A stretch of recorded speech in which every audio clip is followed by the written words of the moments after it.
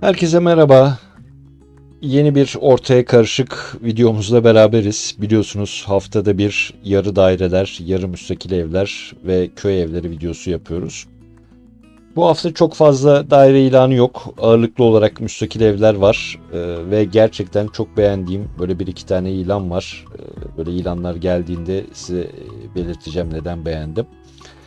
İlan videoları yanında böyle farklı içerikte videolar da olacak bundan sonra. Yine vaat, yine vaat, hani icraat diyenler olabilir. Ama vakit zaman problemini çözemiyorum. Ama olacak sözümüz söz. Neredeyse 1200 abone olduk. Biz halen 1000. abone videosunu hazırlayamadık. Ama mazeretim var. Tripodum yoktu. Sipariş verdim. Onu bekliyorum. Gelince yapacağız diyelim ve çok uzatmadan hemen ilk ilanımıza geçelim. İlk ilanımız nereden? Bursa Gemlik'ten. Gemlik Eşref Dinçer Mahallesi 1+1 giriş kat demiş. 575.000 TL fiyatı var.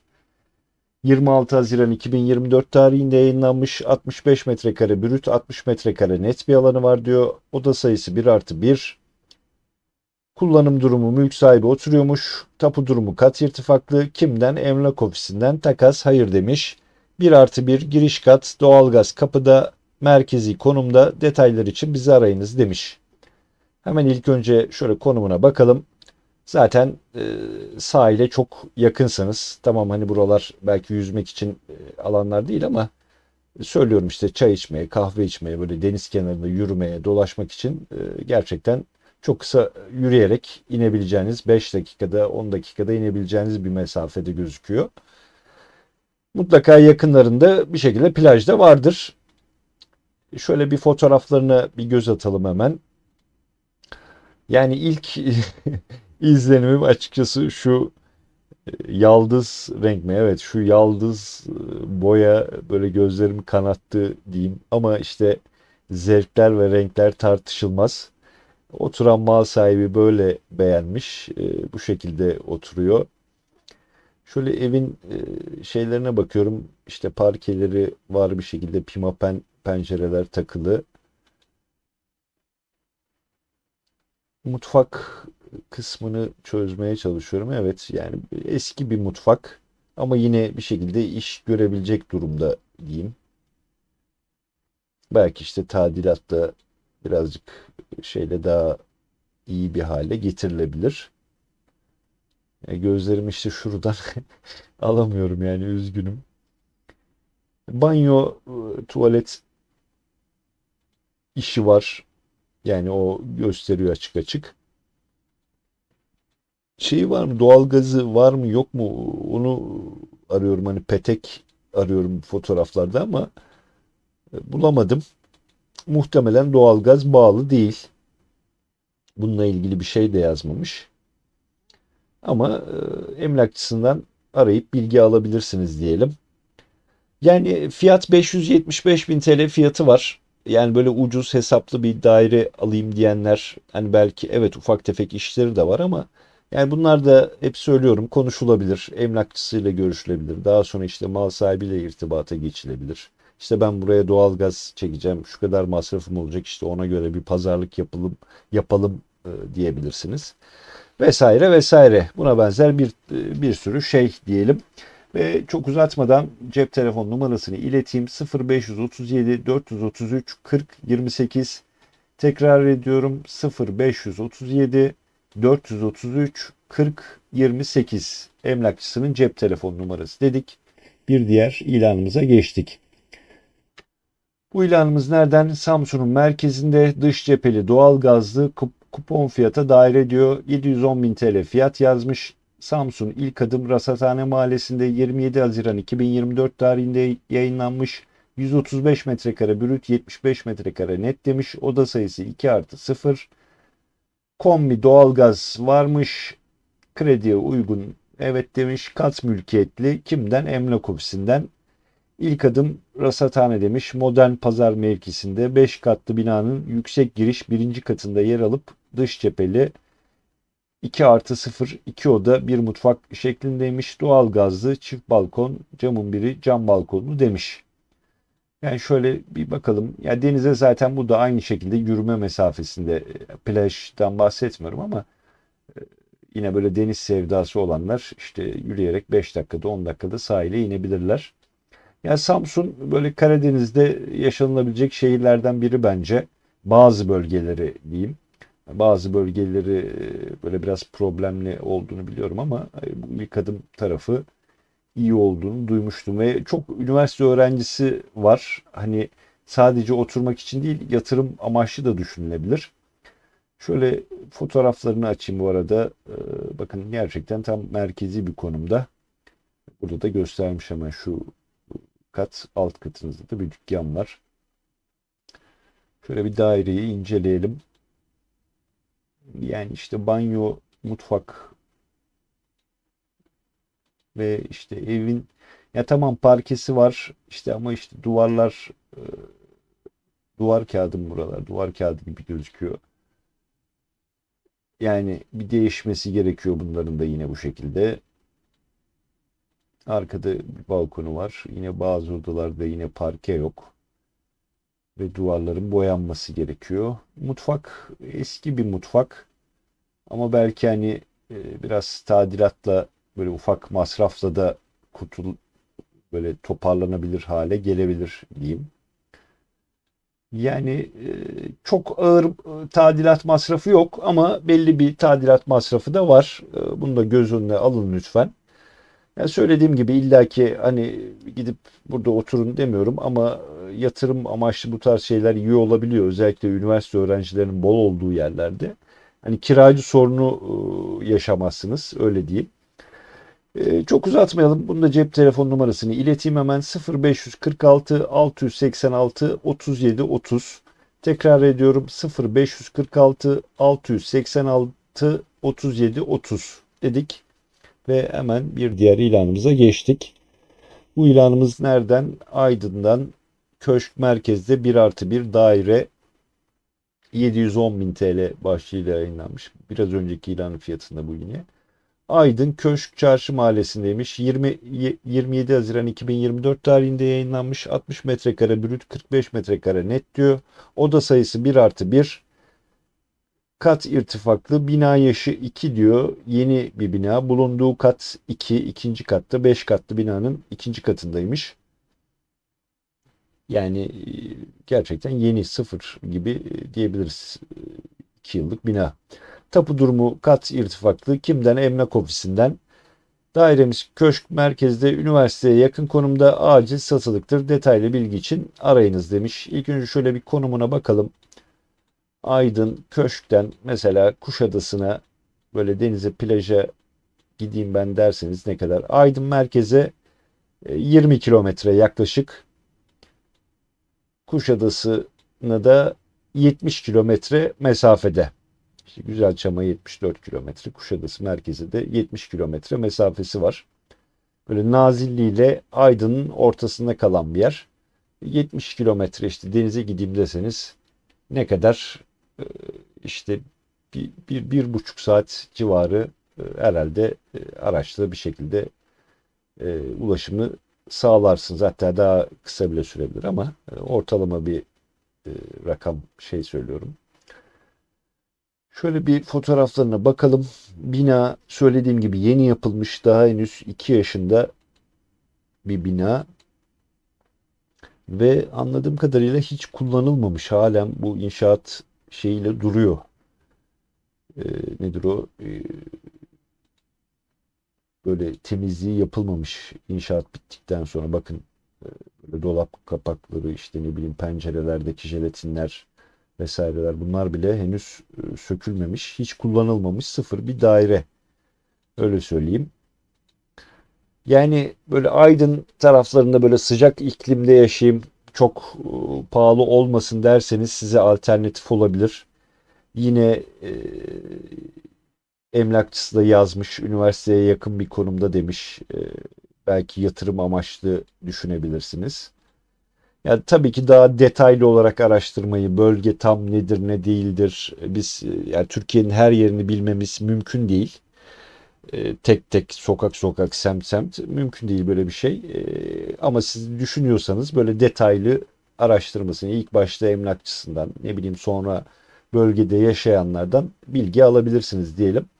Çok uzatmayayım, yine cep telefon numarası 0530 794 4050, tekrar ediyorum 0530 794 4050 emlakçısının cep telefon numarası dedik. Bir diğer ilanımıza geçtik. Yine böyle yatırım amaçlı düşünenler için bir daire. Vales'ten merkezi konumda, oturuma uygun, geniş 2+1 daire demiş. 750 bin TL fiyatı var. Bursa Nilüfer Dumlupınar Mahallesi'nde. Bu Dumlupınar Mahallesi diğer Görükle, Nilüfer Görükle'de. İlan tarihi 27 Haziran 2024. Satılık daire diyor. 78 metrekare brüt, 71 metrekare net bir alanı varmış. 2+1 oda sayısı. Bulunduğu kat 3, kat sayısı 4 demiş. Bina yaşı 0 demiş. Bunu bilemiyorum tam olarak. Isıtma, kombi, doğalgazlı. Otopark, açık ve kapalı otoparkı varmış. Kat irtifaklı. Kimden? Emlak ofisinden takas evet demiş. Açıklamada 2+1 lüks eşyalı %70 kredi imkanlı satılık daire demiş. Bu Görükle, bilmeyenler için söyleyeyim. Bursa Uludağ Üniversitesi'nin olduğu yer.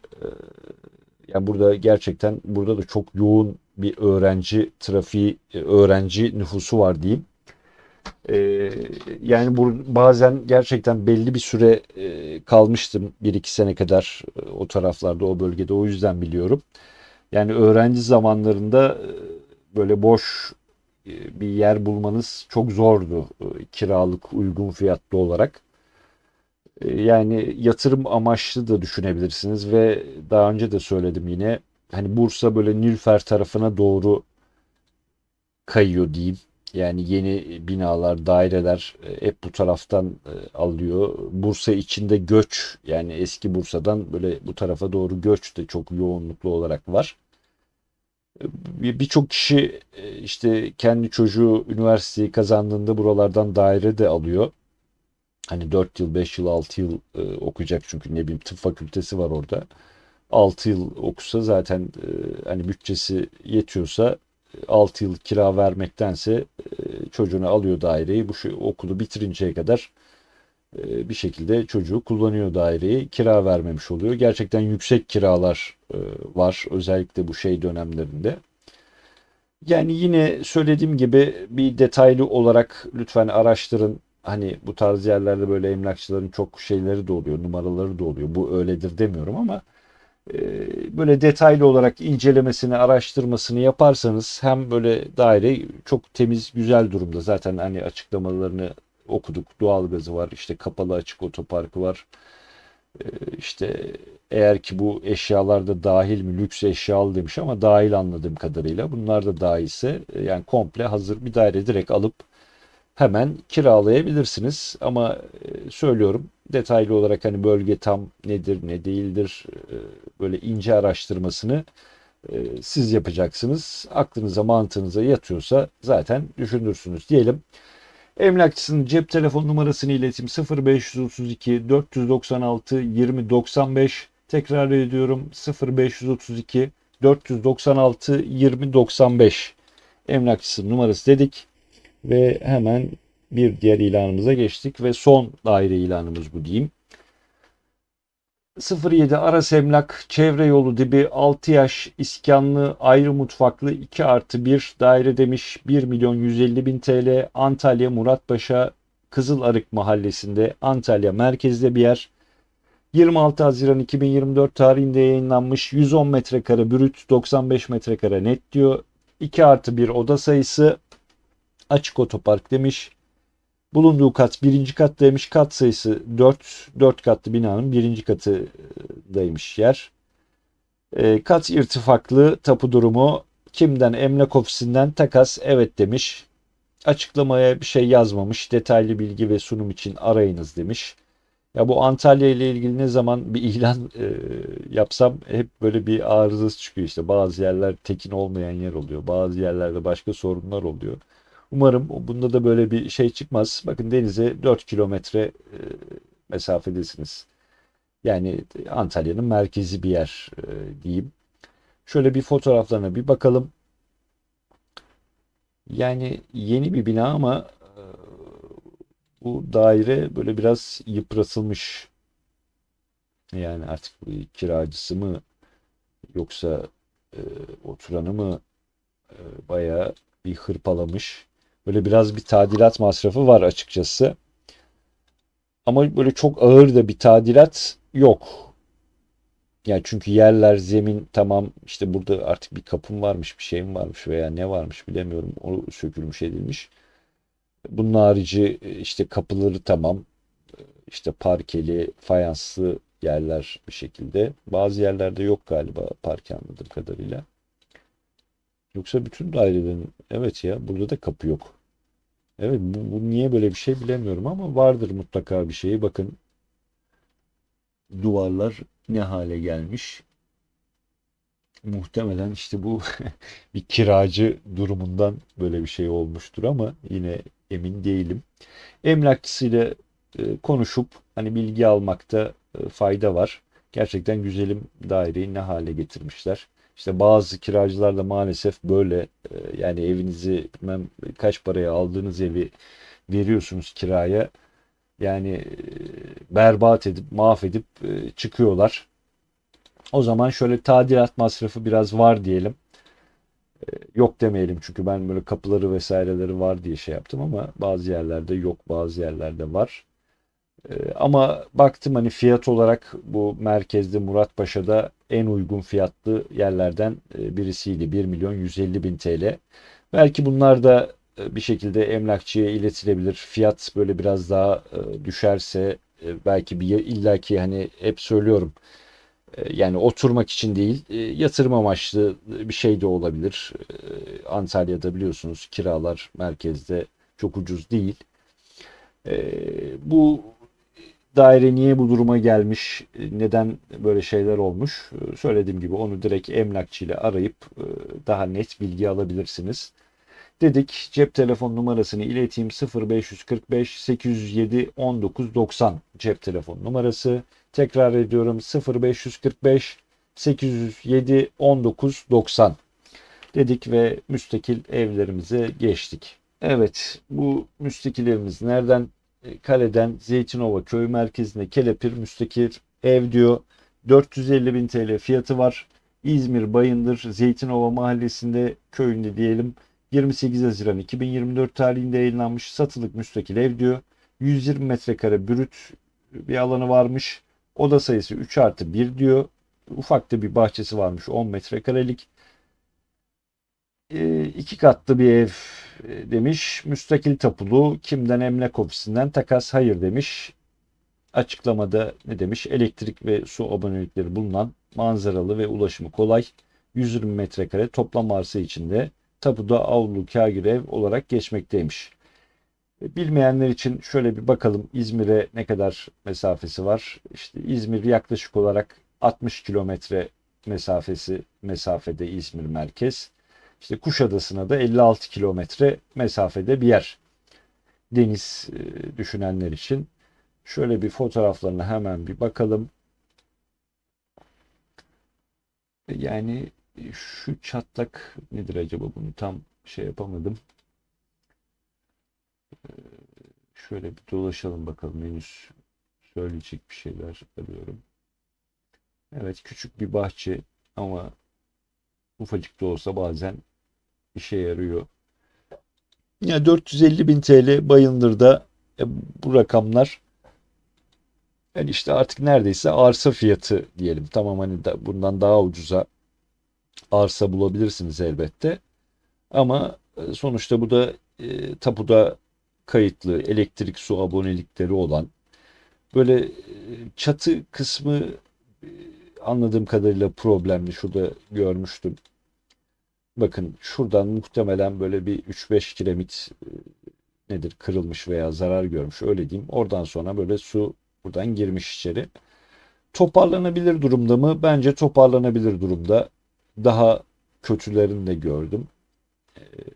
Ve kendim de bu konularda biraz tecrübeliyim. Bazı e, dediğim gibi içerikler yapacağım. Tadilat içerikleri de olacak bunun içerisinde. Sadece şu duvar kısmını çözemedim. Acaba burada bir ciddi problem var mı yok mu? Onu da konuşmak lazım. Artık mal sahibiyle mi, emlakçısıyla mı? Ama fiyat olarak söylediğim gibi ya Bayındır'da daha bundan ucuza bulamazsınız. Ya bulamazsınız değil, bulursunuz. Çıkar 350 çıkar, 300'e de çıkar ama çok daha harap durumda diyeyim. Bu en azından böyle biraz daha toparlanabilir durumda gibi geldi bana. Yani o yüzden ilanların arasına ekledim diyelim. 450 bin TL fiyatıyla. Çok uzatmayayım. Emlakçısının cep telefon numarasını vereyim.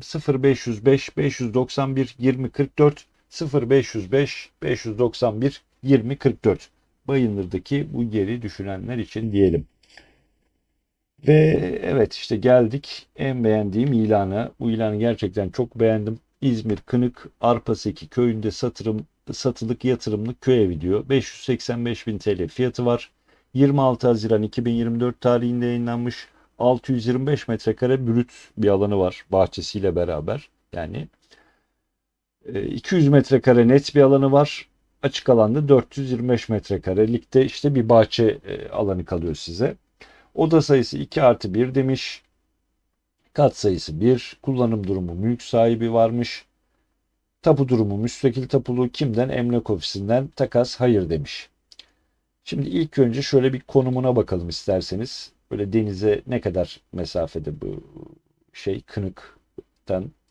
Mesela şöyle Çandarlı tarafına gitmek isterseniz yaklaşık 50 kilometre mesafe. Çok güzel plajları var. Bilmiyorum biliyor musunuz? Bilmeyenler var mı? Ayvalık tarafına gitmek isterseniz de yaklaşık 73 kilometre, 75 kilometre mesafe. İşte araçla bunun hesabını yaparsak 1,5 saat civarında Ayvalık'ta olursunuz. Plaja da yine 1 saat civarında olursunuz diyelim.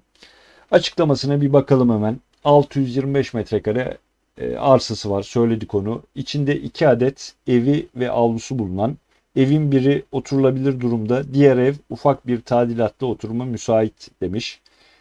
İçerisinde araba garajı bulunan, elektrik ve su abonelikleri faal, güneş enerjili, geniş avlulu, önü açık, manzaralı, Kınık şehir merkezine 12 kilometre mesafede satılık yatırımlık köy evi demiş. Neden çok beğendim? Arsa gerçekten çok büyük. 625 metrekare bir arsadan bahsediyoruz. Bunun içinde de 2 tane de şey varmış. Yani ev var. Yani bunu işte ara ara söylüyorum. Köy evi düşünen, bu arada fotoğrafları geziyorum. Siz fotoğrafları izlerken ben yorumlarımı yapayım. Yani işte aynı hedefi olan akrabanız olabilir, ne bileyim kardeşiniz olabilir. Onlar da böyle köy evi istiyordur. Siz de istiyorsunuzdur. Böyle bir ortak işte 2 tane ev var sonuçta arsanın içerisinde. Birisinde demiş ki biraz tadilat masrafı gerekiyor. İşte bu ev muhtemelen tadilat gerektiren dediği. O da böyle çok ağır bir tadilat değil. Hani işte parkeydi vesaireydi bu tarz şeyler. Belki işte ufak çatıdan da böyle sızdırmalar var. Şuradan belli oluyor zaten. Ama onlar yapılmayacak durumda değil. Belli yani böyle komple yıkık harabe durumda değil. Yani onu anlatıyordum. Sonuçta 2 tane ev var. Hani belki böyle bütçeniz, bu da yapılı olan kısım bu arada. Onu da göstereyim. Bakın mutfağı, işte ne bileyim odası, salonu oturulabilir durumda, pozisyonda o yapılı olanlardan bir tanesi. Fiyat zaten 585 bin TL bir fiyat. Hani böyle bilmiyorum pazarlık olur mu olmaz mı? Böyle biraz da pazarlık yapılırsa, daha da böyle fiyat aşağı çekilirse ve de söylediğim gibi böyle 2 tane ev varmış. Ne bileyim işte kardeşinizle alırsınız, arkadaşınızla alırsınız. Bu şekilde aldığınız zaman böyle %50 hisseli tapulu olarak fiyat iyice düşmüş olacak. Yani güneş enerjisi vesairesi de var. Hani bunlar da hep söylediğim gibi en ufak bir şey size kârdır. Böyle imkanlarda olduğu için denize de çok uzak mesafede değil. Yani aracınız varsa sonuçta işte 1 saatte, 1,5 saatte maksimum gidebiliyorsunuz. İşte Ayvalık gibi bir yere 1,5 saat civarında yine ulaşabilirsiniz. Bu yüzden dolayı bu ilanı açıkçası çok ben beğendim ama hep söylüyorum bir yatırım tavsiyesi değil. Siz de beğendiyseniz emlakçısını arayıp görüşüp konuşabilirsiniz. Diyelim, çok uzatmayalım. Cep telefon numarası 0507 407 34 36, 0507 407 34 36 cep telefon numarası dedik ve bir diğer ilanımıza geçtik.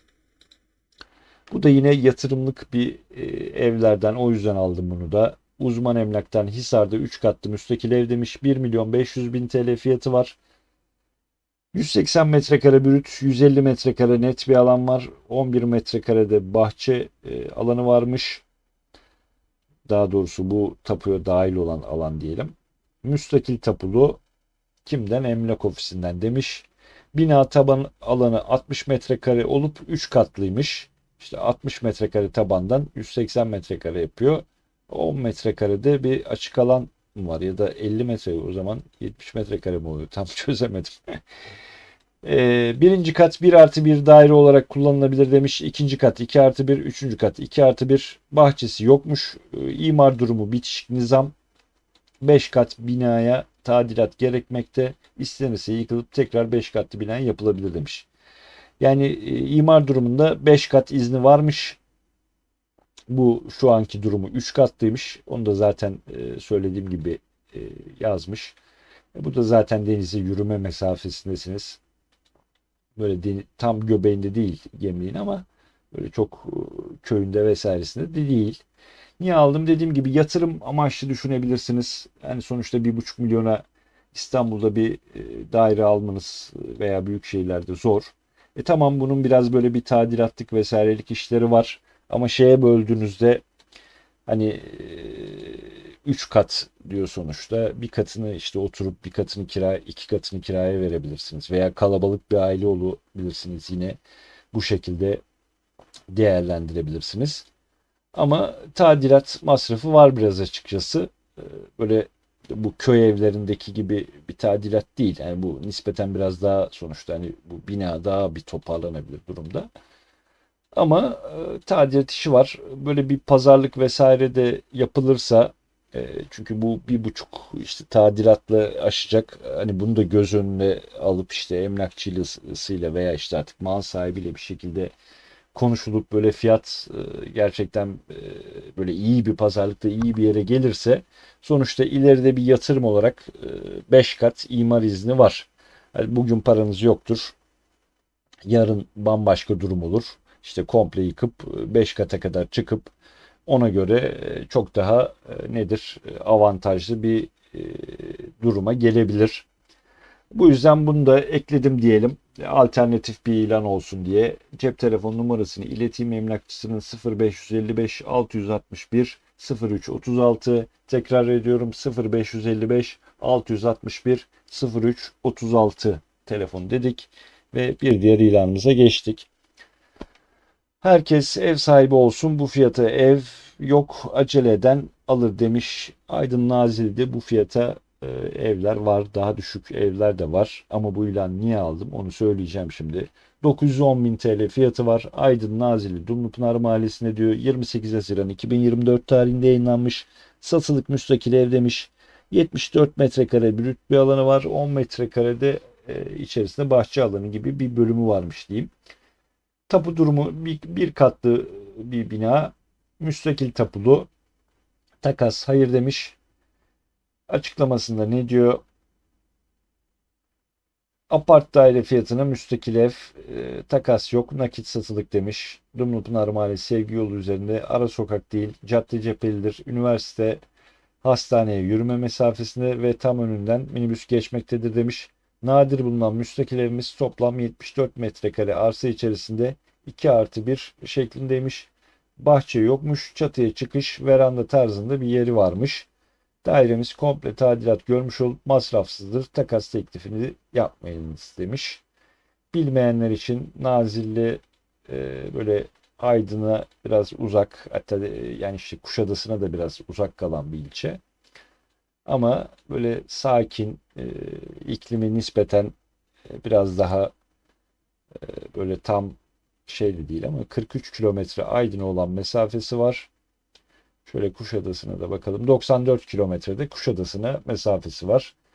Yani plaja gideyim derseniz tamam, hani 100 kilometre sonuçta çok az bir mesafe değil, ama ne bileyim hafta sonları da gidilebilir ya da 15 günde bir. Niye bu ilanı aldım diyordum. Bu ilan hani gerçekten hani hem böyle küçücük böyle kutu gibi bir ev, hani böyle şeyleri çok seviyorum. Hem hiç böyle masraf gerektirmeyen tarzda bir durumda. Şimdi böyle fotoğraflarını görünce hak vereceksiniz bana. Bakın işte ne bileyim mutfak dolapları, işte fayansı, parkesi vesairesi, işte banyosunda duşakabin biraz eski de olsa sonuçta hani kullanılabilir bir pozisyonda. İşte parkesi, fayansı, şu suyla, bu suyla, tavanıyla, odası, duvarı her şeyiyle gerçekten temiz, bakımlı durumda. Yani söylediğim gibi Aydın Nazilli'de bu fiyatın altına yer bulabilir misiniz? Bulabilirsiniz. Ama hani hep bir tadilat masrafı vesaire gerekiyor. Ama bunda böyle bir şey yok. O yüzden dediğim gibi ilanların arasına ekledim. Alternatif düşünenler için bu da farklı bir alternatif olsun diyelim daha doğrusu. Cep telefon numarasını ileteyim: 0546 460 0909. Tekrar ediyorum: 0546 460 0909 dedik ve bir diğer ilanımıza geçtik. Nereden? Burdur merkez Yaylabeli'nde 2 katlı müstakil ev ve arsası diyor. 385 bin TL fiyatı var. 27 Haziran 2024 tarihinde yayınlanmış. 100 metrekare brüt, 90 metrekare net bir alanı var. Oda sayısı 2 artı 1. Tapu durumu arsa tapulu demiş ama hani işte söylüyorum, bu tarz hani böyle köylerde vesairelerde bazen hepsi böyle olabiliyor. Niye aldım? Yani neredeyse hani arsa fiyatını olduğu için bunu da şeylerin arasına ekledim. Yoksa arsa tapuları çok eklemiyorum. Ama fiyat gerçekten çok makul bir fiyat. Onun açıklaması tekrardan yapacağım size. Açıklamada ne demiş? İşte ada parsel vermiş, 2 kat kerpiç ev ve arsası demiş. İki tarafı yol, altında odunluk ve ahır bulunmaktaymış. 2 artı bir müstakil tapulu demiş. Şimdi müstakil tapulu olmuş. Nereden? Arsa tapuludan müstakil tapuluya geçtik. Eğer ki müstakil tapuluysa çok çok daha iyi. En azından köy içi 2 kat imarlı demiş. Bu 2 katta hani imar var, komple yıkıp yeniden de yapabiliyorsunuz.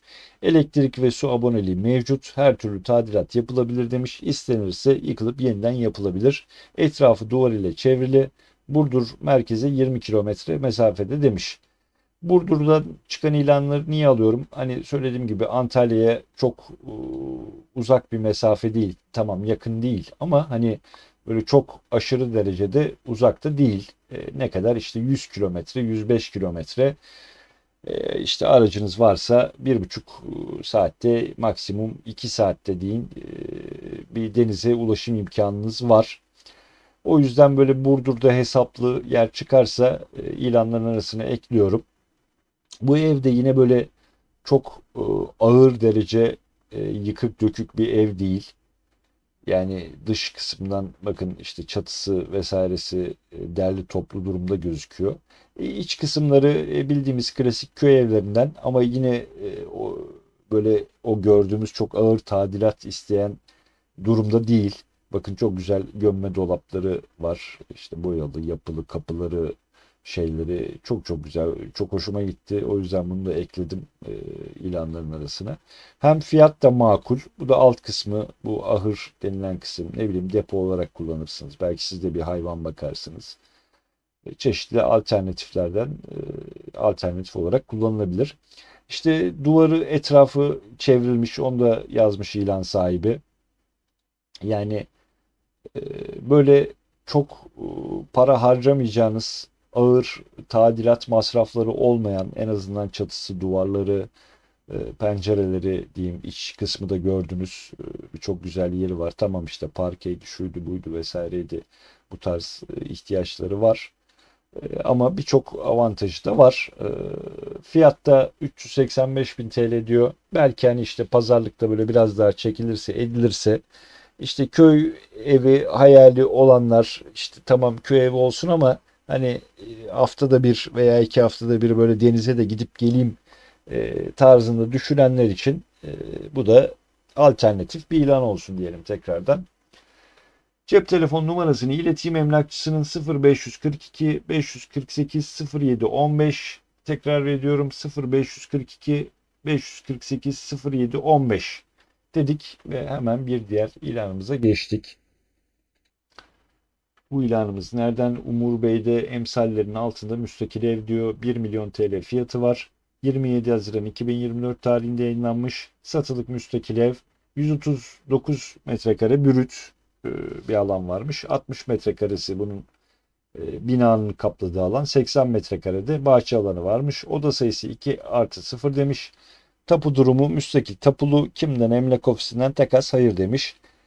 Çanakkale'ye 25 kilometre mesafede, Lapseki'ye 15 kilometre, Umur Bey beldesinde 139 metrekare arsa içerisinde 2 oda 1 mutfaktan oluşan müstakil evimiz oturulabilir durumdadır demiş. Tercihe göre tadilat yapılabilir ya da yeniden bina inşa edilebilir. 3 kat imarı var demiş. Deniz ve köprü manzaralıymış. Emsallerinin altında kelepir diyebileceğimiz fiyattadır demiş. Yatırım fırsatıdır diye belirtmiş emlakçısı. Şöyle bir konumuna bakalım. Biz de zaten tamam, hani denizin dibindesiniz. İşte Umur Bey tatil köyüne mesela işte 5 kilometre mesafedesiniz. İşte buradan bir şekilde denize girebilirsiniz. Ya da Çardak tarafında işte 16 kilometre, 17 kilometre o taraflara gidebilirsiniz. Daha böyle aşağıya ineyim derseniz Akçay kısımlarına 76 kilometre, Assos'a 85 kilometre mesafede. Bunlar hep araçla gidilebilecek mesafeler. Ama o taraflara inmeyeyim derseniz hani buralar daha da çok kısa mesafeler. İlla ki araç gerekmiyor. İşte dolmuş olur, minibüs olur. Kısa mesafelerde de gidebilirsiniz diyelim. Şöyle emlakçı zaten söylemiş. Hani ya ben baktım böyle emsallerinin çok çok altında, aman çok kelepir diyemem. Bu benim fikrim. Ama e, böyle çok da şey değil. Yani şu var. Hani ağır tadilat işi yok gerçekten bu evinde. Hani birçok şeyi yapılı durumda. İşte bunu göz önüne alırsak iyi diyebileceğimiz bir fiyat, ama aman böyle hayatın fırsatı kelepir gibi de tanımlayamam kendimce. Bunun harici denize yakın, işte Assos gibi bölgelere, Akçay'a da çok uzak mesafede değilsiniz. Çanakkale'de işte ne bileyim Kaz Dağları'nda yakın bölgelerde isteyen düşünenler için bu da alternatif bir ilanımız olsun diyelim ve cep telefon numarasını ileteyim. 0536 027 82 15 0536 027 82 15 dedik. Bir diğer ilanımıza geçtik. Bu da Bergama Selçuk Mahallesi'nde satılık müstakil ev demiş. 725 bin TL fiyatı var. 27 Haziran 2024 tarihinde yayınlanmış satılık müstakil ev diyor. 51 metrekare brüt, 41 metrekare net bir alanı var. Yani 10 metrekarelik de bir bahçe alanı varmış. Yani 41 metrekare evin taban alanı, 10 metrekarelik de bahçesi var. Oda sayısı 2 artı 0. Kullanım durumu mülk sahibi oturuyormuş. Kimden? Emlak ofisinden bir yermiş. İzmir, Bergama, Selçuk Mahallesi'nde bulunan müstakil evimizin holünden girilen 2 odası, mutfak ve banyosu bulunmaktadır. Ayrıca 4 tarafı kapalı, avlusunda WC ve deposu ile terası bulunmaktadır demiş.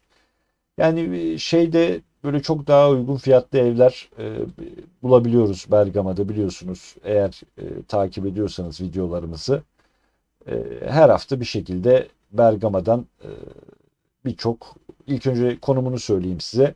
Denize, plaja, Dikili'ye 24 kilometre mesafedesiniz. İşte Ayvalık tarafına geçeceğim derseniz Ayvalık'ta aşağı yukarı 45 kilometre mesafede. İzmir'e olan uzaklığınızda 82 kilometre. Yani bu daha çok böyle Ayvalık tarafına, Dikili tarafına yakın olan bir yer. 20 kilometre çok uzak bir mesafe değil sonuçta deniz için. Niye bu ilanı aldım? Yani ev çok küçük. Bu beğenmediğim bir özelliği. 41 metrekare. Ama bazılarına yeterli olabilir. Çok küçük de bir bahçesi var, 10 metrekarelik. Ya söylediğim gibi çok daha büyük metrekarelerde çok daha e, böyle uygun fiyatlı evler bulunuyor. Ama hani bunun şöyle bir avantajı var. Bunun da tadilata ihtiyacı yok. Yani çok az diyeyim yani. İşte ne bileyim, mutfak ve pardon, banyo ve tuvalet, işte gördüğünüz gibi buralar zaten hani en sağlamım diyende bile bir şekilde sorun çıkıyor ama diğer yerlerinde böyle çok ağır bir şey gözükmüyor. Tamam, hani 300'e 400'e bir ev buldunuz diyelim Bergama'da. Bazıları hiç uğraşmak istemiyor. Hazır ev olsun diyor. İşte tamam, mutfak çok yeni bir mutfak değil. Ama hani böyle kullanılabilir bir pozisyonu diyeyim. Onu anlatıyordum işte. Bazıları böyle çok tadilatla şununla bununla uğraşmak istemiyor. Ee, Yani benim şeyim belli olsun diyor. Onlar için alternatif olarak aldım. Ama fiyat da metrekare de açıkçası böyle biraz daha gerilese, ne bileyim, takip edebilirsin en azından ilanı böyle alıp sık kullanılanlara. Böyle fiyat biraz daha düşerse o zaman daha bir şey hale gelebilir. Ama hani böyle Bergama'da da her zaman yapılı ev, hazır böyle bir halde olan ev bulmak da her zaman olmuyor. Hep tadilat gerektiren, ağır tadilat gerektiren evler çıkıyor karşımıza. O yüzden alternatif olsun diye bunu da ekledim diyelim. Cep telefon numarasını ileteyim: 0532 689 29 15. Tekrar ediyorum: 0532 689 29 15 dedik ve son ilanımıza geldik. Şimdi bu ilanla ilgili söylemek istediğim bazı şeyler var. Bayramiçi Kaz Dağları Gedik Köyü imarlı köy evi demiş. 1 milyon 50 bin TL fiyatı var. Çanakkale Bayramiç Gedik Köyü'nde 28 Haziran 2024 tarihinde yayınlanmış. 116 metrekare toplam arsa alanı var. 64 metrekarelik bir bahçesi var. 115 metrekare net alan demiş. 64 metrekarede açık alan demiş. Burada biraz kafam karıştı açıkçası. Oda sayısı 4 artı 1. Müstakil tapulu, sahibinden takas hayır demiş. Neden bu ilanı aldım? Hani fiyat böyle tamam, aman çok kelepir veya aman çok ucuz diyemem ama ilan sahibi, mal sahibi çok düzgün bir şekilde anlatmış. Hani gerçekten hani böyle okurken yorulduğum açıklamalar vesaireler oluyor. Hani bu kadar net, her şeyle pürüzsüz bir şekilde anlatan şey çok nadir görüyorum. O yüzden bu ilan sahibini de tebrik ediyorum. Mehdi Bey'e tebriklerimi gönderiyorum buradan. Açıklamayı sizin için okuyayım. Merhaba, elimden geldiği kadar detaylı yazmaya çalıştım demiş. Birbirimizin değerli vaktinden almamak adına lütfen siz de detaylıca okuyarak iletişim kurunuz demiş. Sormak istediklerinizi sonrasında tekrar sorabilirsiniz demiş. İş yoğunluğum sebebiyle hemen cevap veremediğim durumlarda sonrasında dönüş yapmaya çalışırım demiş. Evim Çanakkale'li Bayramiç ilçesi Gedik köyünde yer almaktadır. Köy Kaz Dağları eteğinde yeşili, ormanı ve suyu bol bir köy olarak öne çıkan Bayramiç'in en değerli birkaç köyünden biridir demiş. Turistlerin ve bölgeye dışarıdan yerleşmek veya yatırım yapmak isteyen kişilerin öncelikle tercih ettiği, yer bulmanın zor olduğu köylerdendir demiş. Bölgeyi veya köyü detaylı araştıracak herkes köyün bölge içindeki kıymetini takdir edecektir demiş. Ev kendi evimdir, imarlı ve tek tapuludur. 2 katlı çok güzel bir köy evi olarak tadilat veya yeniden inşa yapıp ömürlük kullanabilirsiniz demiş. Değerinin hisseli, imarsız ev, tarla veya bahçe ve böyle yerlerle kıyaslanmaması rica olunur demiş. Yani diyor ki benim evim işte imarı var, şeyi var. Böyle imarsız evle, hissiz evle, işte tarla, bahçe konumdaki yerlerle lütfen kıyaslamayın demiş.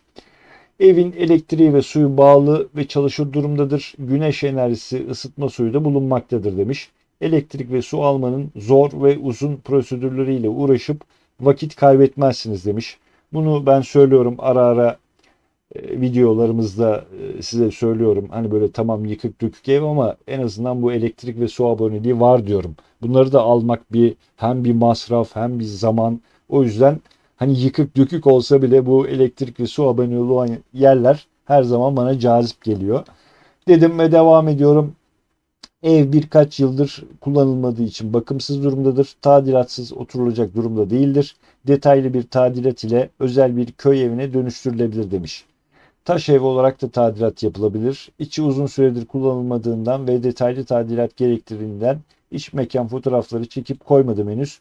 Bozcaada'da yaşadığım için sürekli gidemesem de randevu ile isteyene evi detaylı gösterebilirim demiş. Büyük şehirlerde daire fiyatlarının geldiği nokta hepimizin malumudur. Oralardan alınabilen bir dairenin çeyrek fiyatına Kaz Dağları eteğinde kendi zevkiyle kendi evini inşa etmek isteyenler için kıymetli bir fırsat olacaktır demiş. Bölgede doktorlar, iş insanları, mühendisler, sanatçılar yerler edilmiş hala da yatırımlar yapmaktadır demiş. Keyifli bir tadilat ile isterseniz kendiniz için dingin ve keyifli bir yaşam alanı olarak veya yeni bir dubleks ev olarak değerini ekstra katlayarak ticari bir yatırım haline getirebilirsiniz demiş. Manzarası kendine hayran bıraktırmaktadır. Kaz Dağları etekleri diye sunulan ama Kaz Dağları ile pek alakası olmayan klasik yerler gibi değildir demiş. Resmi yolu varmış. Önünde bahçesi bulunmaktaymış. Yola sıfır konumdaymış. İşte bunun harici ne demiş? Fiyat 1 milyon 50 bin TL.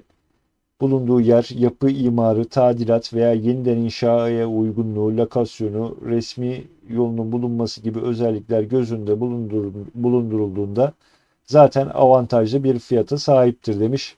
Sahibinden satıldığı için emlak komisyon maliyetini de katlanmanıza gerek yoktur demiş.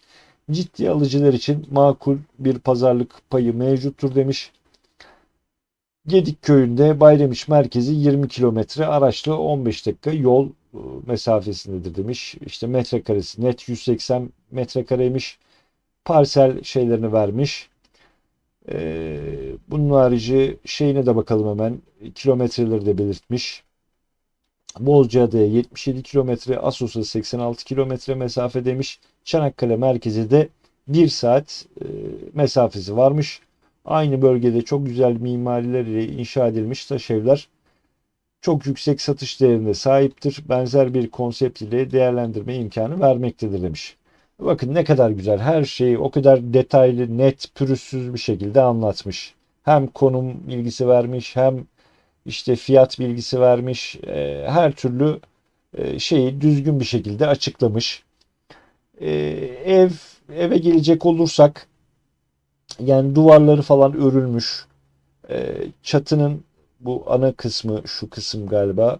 Burası anladığım kadarıyla bir problem yok. Burayı da zaten komple değiştirmişler daha sonra. Üzerine bir saç gibi bir şey eklemişler sanırım. Söylediğim gibi duvarları örülmüş. Alt kısım yine taş olarak üzerine tuğla ile örülmüş.